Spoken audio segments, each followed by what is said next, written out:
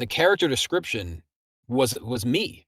It was like, he's a healthcare professional. I'm like, I'm a healthcare professional. He loves animals. I love animals. We have 2 dogs and 4 cats, all rescues. It also said he's a very relaxed, kind of chill guy. He says, dude, he says, bro. I'm like, is this trolling me right now? Hey everyone, welcome back to Gotcha Interact. On this next episode, we have another special guest. We have IFA's VA, Jonny Loquasto. How are you doing, Jonny? Nice to see you today. Nice to see you both. I'm thrilled to be here, and it's been a wild ride, man, since I didn't know what I was getting into to a certain extent. Like, I knew the game was popular. I didn't realize it was as popular as it truly is and how awesome the fan base is. And so I've had the best time. And it's been an interesting time for the past 9 months to a year for sure. But look, I'm enjoying it. I think everyone's been so cool. I'm honored to do interviews like this. So thank you both for asking me to do it. Oh, absolutely. If anything, we feel honored just to get some of the cast to talk to and just kind of talk about the game, talk about voice acting in general. It's been quite a ride already. We've only recently started doing this. I think you're our third person. And we'd like to continue doing this. So it's just a lot of fun. We're here to have a blast, have a great time, and give the viewers something cool to watch. You know what I mean? So I guess getting into some of the first stuff we want to ask, one of the first questions, obviously, is going to be kind of your story and less of Genshin Impact, just more of your story and how you got into voice acting. What does that look like? How'd you get into voice acting? Wow. What's funny is everyone's got a different story and a different way of how they kind of entered voice acting. My whole career story literally makes no sense. I'm a healthcare professional by trade, which is kind of, in a long way, leads to being IFA, which we'll get to. Okay. As to the audition process and how natural a fit I was. That's funny. But yeah, I'm a physical therapist. I grew up in a family where my mom and dad met in nursing school in the late 60s. So I was raised by nurses who, busted their ass for many, many years. And, I ended up going to college. I didn't really know, like a lot of people, I don't think it's fair to be 17/18 and our society be like, hey, what do you want to be now? Like, I think that's a heavy question, isn't it? I'm not thinking about that. I've been thinking about the next character I want to pull in Genshin Impact, Dude, 100%. And so I just kind of took a guess. I was like, well, I like people. I love sports. All right, I'll just go to physical therapy school. And luckily it worked out because I love physical therapy. I think it's truly such a great aspect of healthcare. We're kind of like the black sheep of Western medicine. Because we don't do medications, we don't do prescriptions for them. We are trying to get you better in the most natural way possible. And that's how I am. I'm a big naturopath. I can't stand big pharma. That's another whole ball game we'll get into later. But so I was a physical therapist for a long time and eventually started stand-up many years ago. And boy, I want to say close to 15 years ago, I was signed to an agency more or less as a comic, but they also had other departments. And, they're like, well, you know how to talk in public. You're good off the cuff. You're already hosting stuff on camera. So I started working with the voiceover department. And one of the first jobs I got booked on was GTA 5, but I didn't even know it was GTA 5. Oh, wow. Yeah. Okay. It was bananas. So I remember I went to the studio. Everything is a secret in video games. Everything's a code word. You don't know what it is. Right. And I just remember going into the studio and screaming for an hour and just filthy mouth, just cuss words galore. Thought nothing of it. Like a year later, a friend of mine who I saw at the studio that day reached out. He goes, hey, remember that day when we saw each other? I said, yeah. He said, do you know what video game that was? I'm like, man, I have no idea. No one's told me anything. He goes, it's GTA 5. I'm like, what? No one even told me. And if it wasn't for him telling me, I still might not know today. That's hilarious. Wow. And so I had to do a little research to find out. I just remember I was a firefighter. That's all I knew. And sure enough, I was, and now I've been able to see some gameplay elements of it and all that jazz, and it's really fun. But that kind of started my way in voiceover with this agency specifically. Book some stuff, whatever. Fast forward to, years later, I'm also working in professional wrestling as I'm a sports broadcaster as well. I'm the kind of person, one of the big things we saw. Yeah, I never chose one thing, which I think can be a positive and a negative overall, depending on which way your career goes. Like I came up with comics now who are selling out theaters because comedy was their thing. They stuck to it and boom. But for me, I have so many passions. I just kind of chased as many as I wanted to. And I was too stubborn to not be really good at a lot of things, which you have to sacrifice a lot, but at the same time, it keeps life interesting. Some weeks I'm doing a lot of voiceover. Like this morning, I was fortunate to be on a 4-hour voice call for, I can't really say, one of the most well-known franchises in pop culture history for something affiliated with them. Okay. Yeah. And just an audition process. I auditioned, I got it. Super grateful, can't wait for it to come out. But then this weekend, I'm calling an MMA event in front of 2,000 people. Right. So yeah, that's awesome. This is the duality there. Very weird. And so eventually I got a chance with WWE. They moved me all the way to Orlando, and I was working there for a little over a year, and it was going great. I did everything with a microphone. Play-by-play was my main thing, but I also did ring announcing. I've had the microphone in my hand in front of 15,000 people at Crypto.com Arena in LA. There you go. Hosting live events, doing interviews, and unfortunately the pandemic hit, which it's interesting because everything. yeah, if the pandemic didn't hit, there's a good chance I might not be part of Genshin Impact because I was doing so well with WWE. I was about to be made essentially a full-time employee.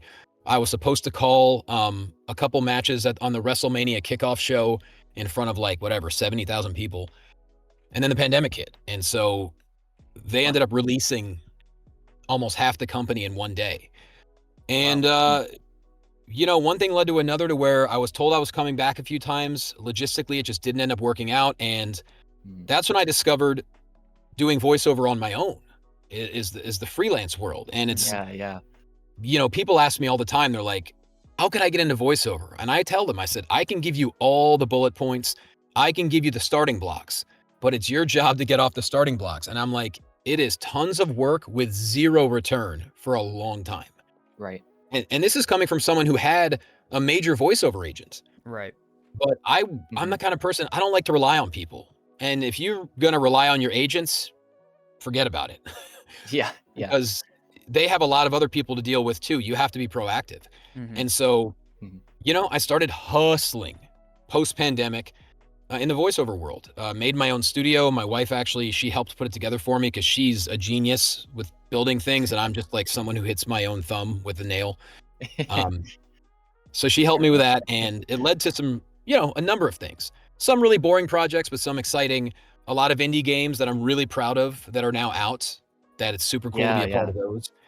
And then a good friend of mine, who ironically is a character in Genshin as well, she recommended me to her agency about 3 years ago. And, I've been there, and that's where, I ended up getting an audition for what I didn't even know was Genshin.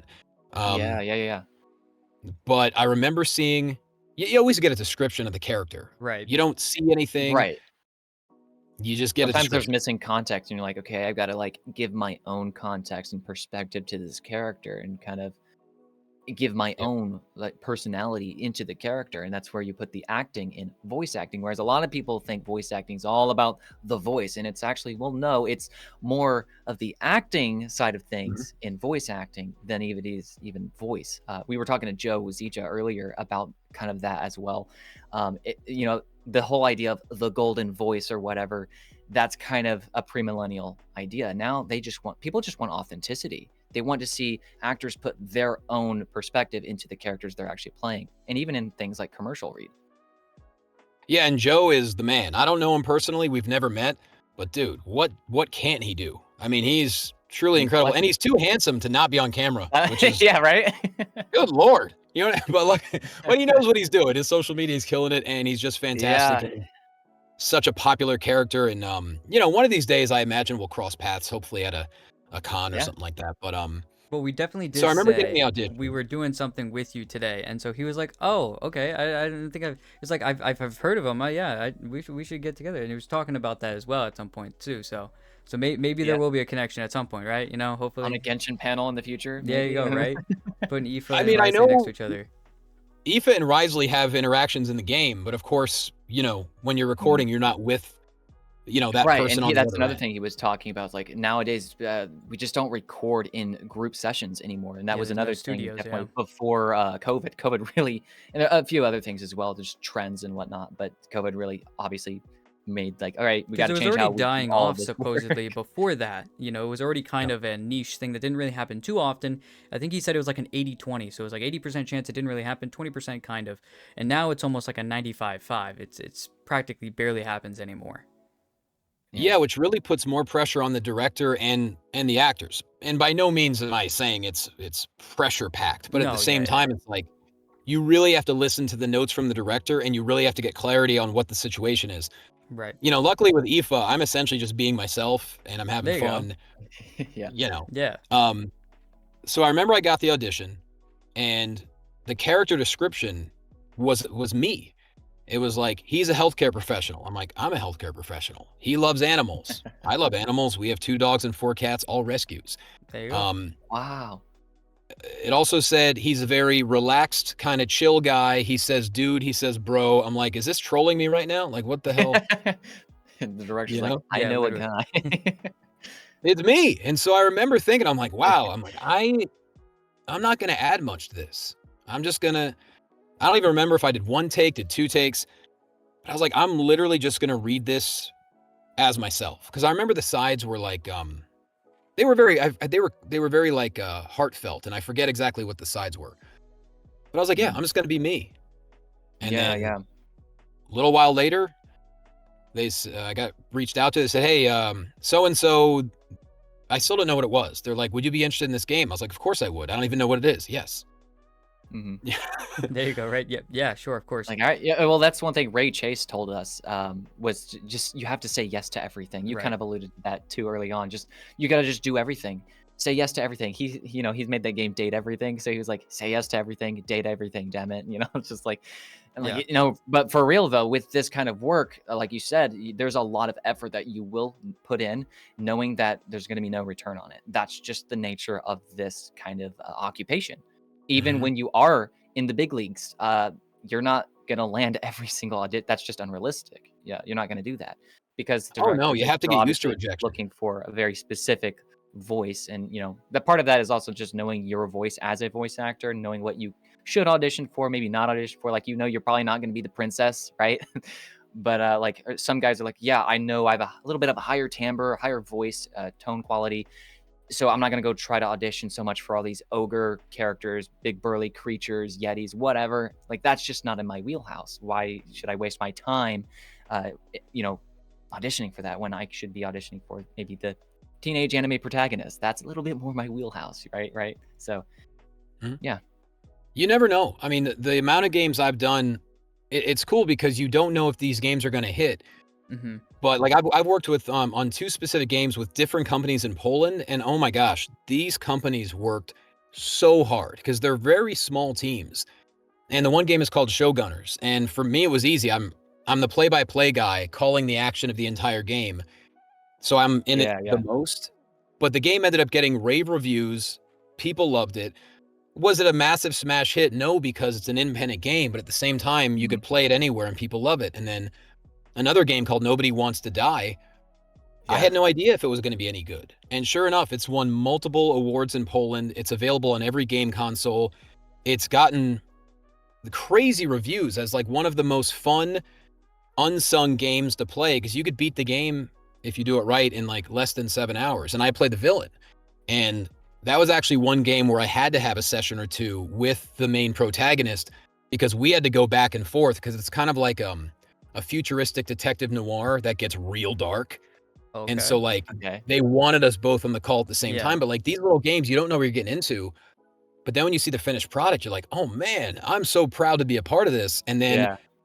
all this stuff built to now being IFA, and so I Right. haven't done cons yet, but people keep saying, like, "Hey, when are you gonna do cons?" I'm like, "I don't know." I'm like, "I Yeah. don't." We'll wait. We'll wait in line. Yeah, we're waiting. Yeah, I think like because what we've learned, especially with talking to obviously some voice actors at this point, is obviously the yes, say yes to everything, and knowing your roles, and there's so many different things that each person really has, like their ideas of what they kind of have on this is kind of what I've gotten to on my point, and you've already talked about that as well, like you can I can give you the building blocks, but you really have to go out there and do it yourself, put the grunt work in, if you will, but out of all the projects you've done, if you had to choose, and I'm sure this is a lot, because like you said, you're not. If you go back to looking at someone like Ray Chase, who was very strictly voice acting, and you look at someone like I guess looking at Joe Zija is a little bit more definitely like voice acting, but had some other things as well in there, and you just kind of have a wheelhouse of just everything, just hitting all of these different spokes. So I guess the question would be, out of all of those, and this might take a minute, what would be your favorite that you've done so far, whether that's a voice acting role, your time in WWE, your announcing, because that's pretty cool though, if you have to really think about it. That's cool. Yeah. Yeah, I mean, I would have to say, because I was a massive pro wrestling fan since I was like 5 years old. So there's moments in WWE that I still have a hard time believing actually happened. Like the first time I did play-by-play for them just happened to be in the same arena in Philly that I had been going to for the past 15 years. That's cool. That's like a dream come true kind of thing, where you're like, I get to do this? Oh, Can 100%. When I called like this you're like event, looking up to the superior, you're like, wait, I can do this? Like, really? it was crazy. When I called that event, I remember being in that arena, and I'm like, 15 years ago, I was sitting in the upper deck for the Royal Rumble. That's cool. Like, Wow. so moments like that, and then it's crazy. And then like being in LA when I hosted at Staples Center, which now it's crypto.com, I had lived in LA for years. So I had the microphone in my hand in front of 14, 15,000 people, looking down at the crowd, seeing people that I knew. So moments like that, yes, my time came short. Nothing I can do about it. The pandemic changed everything for all of us, but there's moments like that where you realize, like, wow, anything is possible. And so those are things I'll never forget. Obviously, shooting 3 comedy specials, those are all special in their own way, because it's kind of like, hey, this is all my work. This is all my art. I hope you like it. And you kind of, I hope this throw it out there. Yeah, sticks to something, because that's the other thing. I mean, I'd known that you'd done WWE like announcing, and I had heard your voice, and I was like, okay, that definitely you've just got the timbre correct for an announcing voice. I was like, okay, that makes sense. Yeah. And then the voice acting, I was like, okay, that kind of falls in suit. And I was like, comedian, I was like, I didn't even know you did comedy. And so I just looking more into it, I was like, oh yeah, okay, you did do 3 comedy specials. And I guess, was that something that you would always jump, I guess, was that more of like a spin-off thing that you were like, I've always wanted to do it, so I'm just gonna go do it? Or was that one of the first things you did? How did that kind of come about too? Oh, stand-up was the first thing I've done in the realm of entertainment. So, and it's funny, I wish more people knew I did stand-up, but that's another joke for another time. No, stand-up actually got me into everything else. It led me to hosting, which led to voiceover, which led to play-by-play. It all started with stand-up. And so I'm grateful for it, and I still absolutely love doing it, and, working on a new special, but working on it very slowly, because now that I have a full-on family, I feel like I have so much more to talk about than I ever used to. Like, for many years, I was just trying to be funny. Now I can talk about my life, and it's more real and as authentic as I've ever been. But as far as voiceover, the most challenging was definitely Nobody Wants to Die being the villain, but nothing tops the fan base of Genshin and just how excited everyone was when Okay. So you'd say Aoife is like, on specifically the voiceover stuff, Aoife's got to be like your favorite role you've done so far. Oh, without question. I mean, look, the other roles are great, and I'm grateful that the games are getting amazing reviews. But Aoife was with almost how you. Yeah, Aoife's me, and That's true. That kind of answers that other question of like, what character you feel like embodies you. That also is like Aoife. So like you just connect with Aoife on such a personal level. It's like, how can he not be my favorite? Because that's me. That's me walking there, right there across the vat. That's me right there, like taking care of the animals, the veterinary. Like, that's really cool that how it just kind of lines up with who you are. on a very just personal level. It's really interesting. So yeah. Yeah, if I could walk around life with Cacucu over my shoulder, I would. Now I have to ask, like with Cacucu, and I know that's I forgot his name, but who did Cacucu again? I have looked at it before, but I cannot Dominic remember. Ketrumbone. That's right. So I know you guys probably did. You guys ever do together recordings where you guys were in the same room or nothing like that? Okay, that's what I thought. But even so, had you guys been in contact with it because you knew you were doing characters that were related and stuff like that? Yeah, actually, the director connected us, and so Dominic and I have had a few brief conversations. Super talented guy, because a lot of people think I also did Cacucu. I'm like, no, it's Nah. Dominic. He's awesome. But yeah, I mean, I wish like that's why Aoife is so personal to me, and like I put a lot of pressure on myself when I saw how excited people were for the character. I was like, I need to give Aoife as much heart as I possibly can because he's so unique, I think, compared to every other character. And I want to make sure that, yes, for the most part, we're having a good time. But for example, when I'm trying to tell the story of how I met Cacucu, or if I'm trying to heal a Saurian, you have to show a different side, man. You want to really touch the heart of anyone playing the game. And so Yeah. um, that, Especially with like his story quest. Spoiler alert for people who haven't played Aoife's story or whatever. There's some like really touching moments that surrounding Aoife, and just people in Natlan and whatnot, the Saurians. Like that was like, this is actually some good story writing. Okay, I didn't expect this. And It's I know he's a 4-star character, but I love how even the 4-star characters, characters that seemingly have less relevance or whatever because they're not as powerful in terms of like how much damage they deal. When it comes to voicing a character, though, that doesn't matter. Like nobody's thinking about that. We care about the story here. What's behind these characters, and that's almost sometimes more interesting when you do really get enveloped in the story of really any game. Every character has a certain importance, right? So it was sometimes you get that. it was interesting because Aoife's a character that we were all kind of we were waiting for, and he was coming out, and it's very weird because usually what happens is you usually get these characters that come out, they're extremely powerful, and it's like, oh, okay, everyone wants them. Oh, everybody wants to kind of, okay, now the VA is like, the next, okay, oh, this VA did this is so cool, you did such a good, powerful character.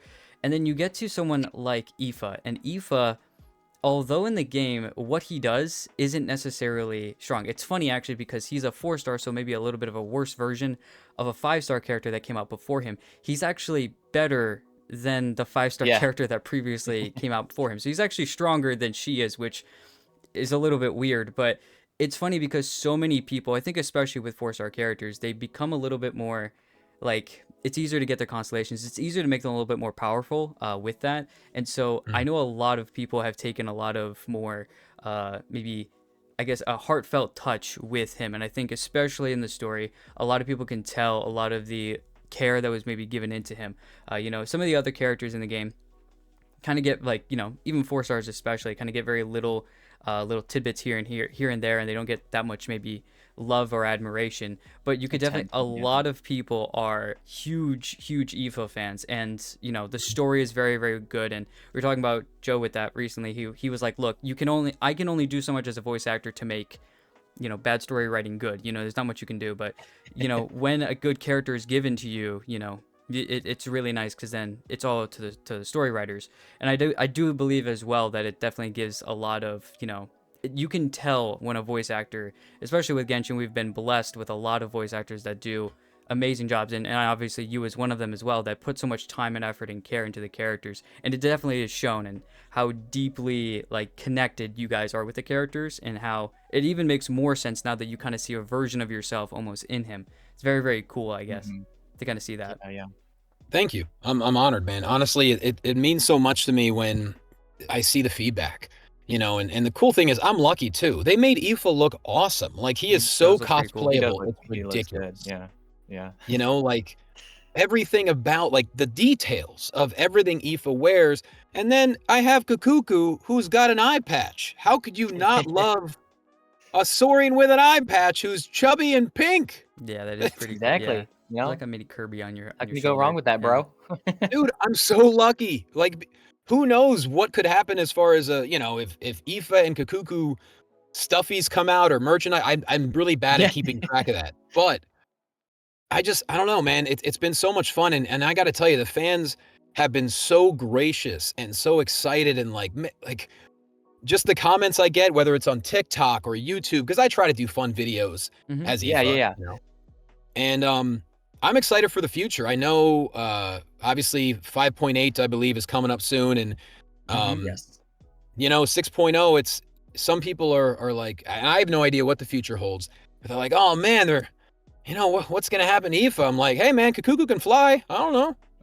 We're flying and not cry, guys. I Eva's think gonna show up in the that's next the story. thing I've noticed is that they've given a lot more attention to these most recent characters, especially in Natlan. They have very deep stories, especially with how Natlan is. It makes a lot of sense. But hopefully in the future, and I think they definitely take into a consideration for a lot of events that come back, some I was gonna characters that say. are, maybe fan favorites, if you will. And I definitely do think that Aoife is one of those. So I would not be surprised if he comes back in a Mhm. future event, which, I mean, you would definitely know probably a solid year before us. So we'll see in the future what Yeah.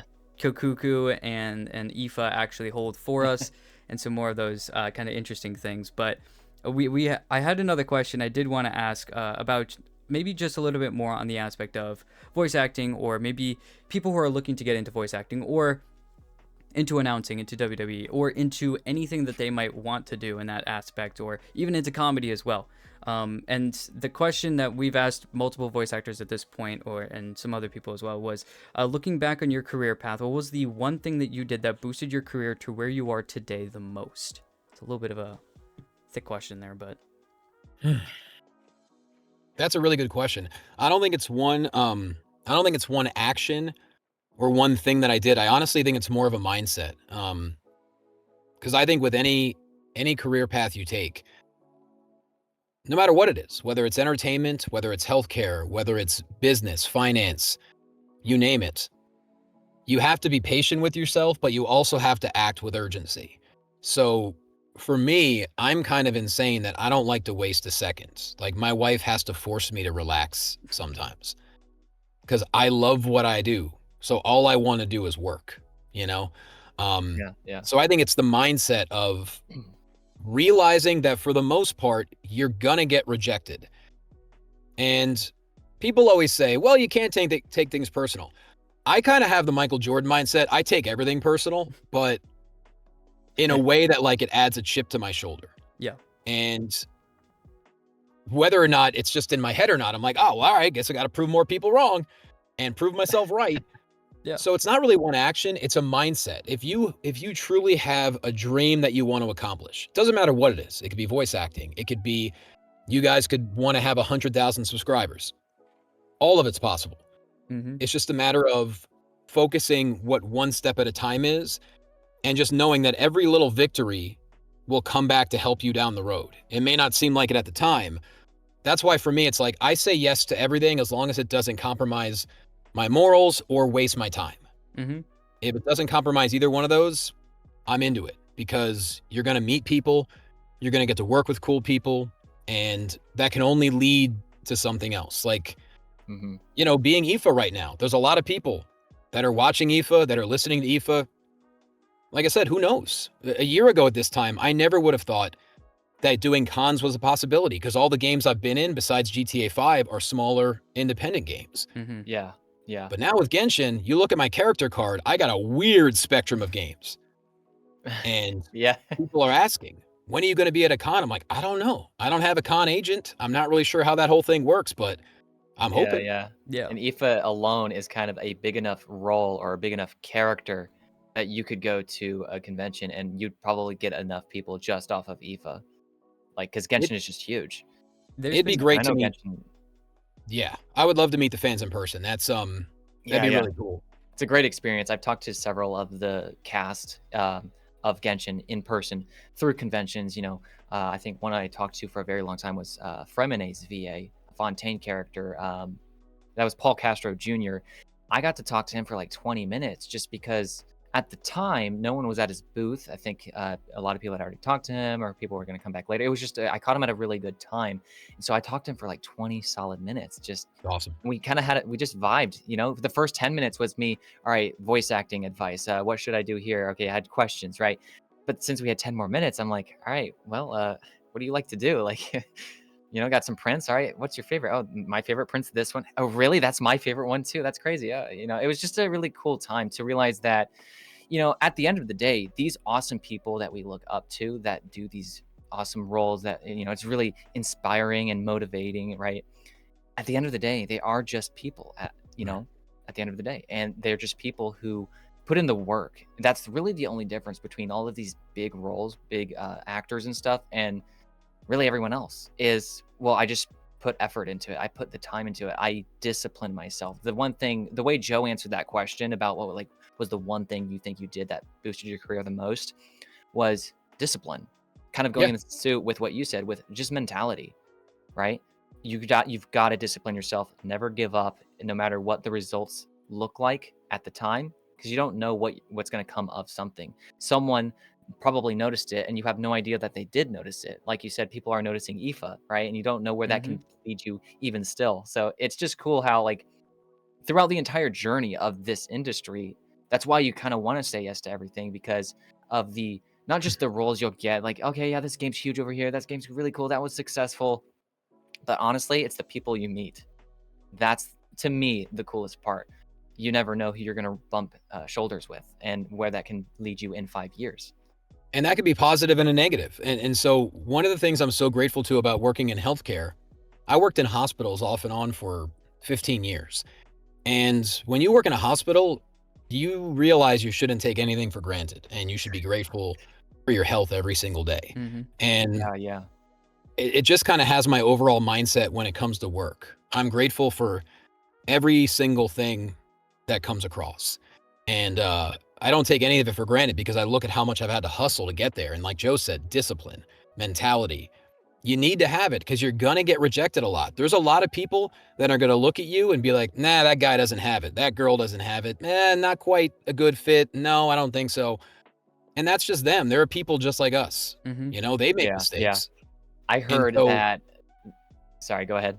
go ahead. Yeah. I just heard that I forget where the quote comes from, but in more of a veteran VA, older VA said this, something about how it's not really much of a process of rejection.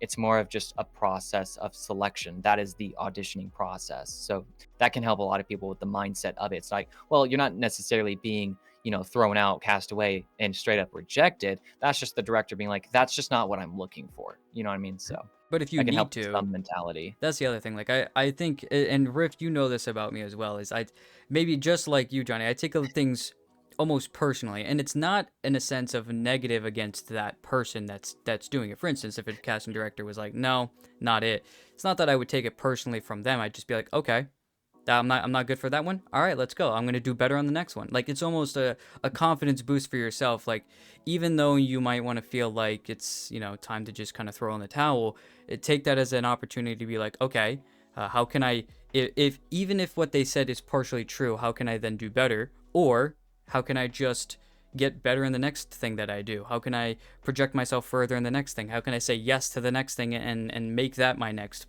project? So it's all a lot of we had Ray Chase talking about to his answer to that question was treat everyone right, be a good Yeah. person almost, and just though like you're talking about, right, saying yes to everything, having discipline, doing what you got to do leads to so many other things. It seems like that's a very voice actor thing, right? It's doing all the little steps over and over and over again, and making the small steps of progress, because you have no clue when you look up where you're actually going to be once you've taken all those small steps.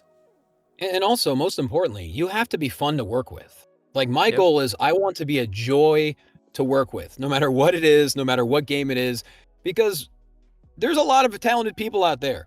If I didn't do IFA, guess what? Someone else would, and they would love him too. Mm-hmm. You know what I mean? So, and I think a lot of people lose that, is they make it all about themselves, and that leads to problems. For me, I don't take myself seriously enough to ever be a problem. Like, I want to enjoy this process. Like, I love doing these interviews. I want to go to cons, and I truly love the fan base and how cool they've been. And so for me, it's like, I think being easy to work with and being a fun, collaborative partner or part of a team, that's a huge element. So. And that's why you're successful. Like, I'll just say it, like, that's part of what makes a good voice actor. The bad people just don't last. They just don't. Nobody wants to deal with how this I industry think works. Yeah. the term was nobody wants to work with a diva, right? Like nobody wants to work with the people that are hard to work with. It's just no one gets any fun out of that at all. So yeah, makes a lot of sense though. Yeah. Well, I think that's everything. We don't want to take too much of your time, and obviously, thank you for taking the time to do this. I know all of our voice actors we've already talked with, and the future ones have very busy schedules, so we want to thank you for taking the time to jump on. But this is where we're going to end it. Would you want to like shout anything out, any socials where people could find you or anything like that? Sure. Well, I appreciate you guys having me. If you can't tell, my booth gets very hot. I'm sweating like Aoife and Aurora when they were fishing. It's a hot day. Yeah, you could follow me pretty much every social media. Let's see, what do we got? Obviously the X, Instagram, TikTok, all at JQuasto. It's JQUASTO. Also my website, quasto.com. And yeah, man, let's look forward to the future. I'm looking forward to seeing what's next for IFA. Looking forward to seeing. Do you guys? Is there a date for 5.8? Have they put that out yet? It's very close. I think that's what we know. 5.8 is actually, I think, tomorrow. Tomorrow's Tuesday. That's when 5.8 drops. Yeah, tomorrow. So it is tomorrow. Wow. Yeah. So by the time this video goes out, the 5.8 should be out, and then 6.0's got about 42 days from there, so about 6 weeks. Wow, it's so hard to keep track. I just kind of wait until fans start sending me stuff, and I'm like, oh, there you go, right? Because like I don't want to say anything. It's like I don't want to accidentally say something that people don't know yet. So I'm like, I just stay quiet, and that's it. Whatever happens, happens. Yep. What up, my dudes? If you're watching this right now, you better click like, you better click subscribe, and you need to give this video the most views that their page has ever gotten, because everyone needs to see a little bit of Eve. Cacucu, stop banging on my booth with your beak. Anyways.